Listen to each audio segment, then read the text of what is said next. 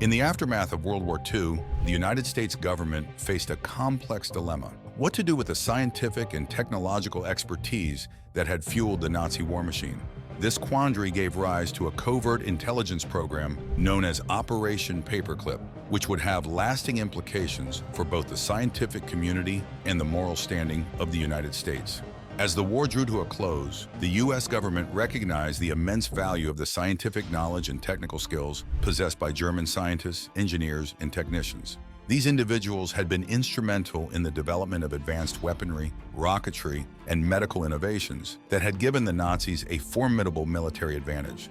Fearing that this expertise might fall into the hands of the Soviet Union, the U.S. launched a secret program to identify, recruit, and bring these scientists to America. Codenamed Operation Paperclip, the program was overseen by the Joint Intelligence Objectives Agency, a specialized unit within the U.S. military. The Joint Intelligence Objectives Agency's initial task was to scour Germany for the most valuable scientific minds, compiling a list known as the Osenberg List that included the names of over 1,600 individuals. These men were then carefully vetted, with the JIOA tasked with determining their political reliability and ensuring they were not guilty of war crimes. Despite the efforts to vet the scientists, many of them had clear ties to the Nazi regime and were directly responsible for atrocities committed during the war. This included individuals like Werner von Braun, the lead developer of the V-2 rocket, who had overseen the use of slave labor at the Mittelbau-Dora concentration camp.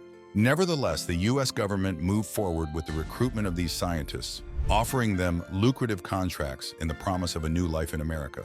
By September 1945, the first group of 7 rocket scientists, including von Braun, had arrived in the United States. Over the following years, hundreds more scientists and their families were brought to the U.S. under the auspices of Operation Paperclip. They were initially housed at facilities like Fort Bliss in Texas, where they were put to work on various military and scientific projects, including the development of the U.S. space program. The recruitment of Nazi scientists through Operation Paperclip was a highly controversial and ethically fraught endeavor. Critics argued that the U.S. government was effectively granting amnesty to individuals who had been complicit in the atrocities of the Third Reich, undermining the principles of justice and human rights that the Allies had fought to uphold. Moreover, the program's secrecy in the government's efforts to conceal the backgrounds of the recruited scientists further fueled suspicions and distrust. As the full extent of the scientists' involvement in Nazi war crimes began to emerge in the following decades, the moral and ethical implications of Operation Paperclip came under intense scrutiny. Despite the ethical concerns, Operation Paperclip undoubtedly had a significant impact on the scientific and technological advancement of the United States. The expertise and knowledge brought by the recruited scientists played a crucial role in the development of the U.S. space program, rocketry,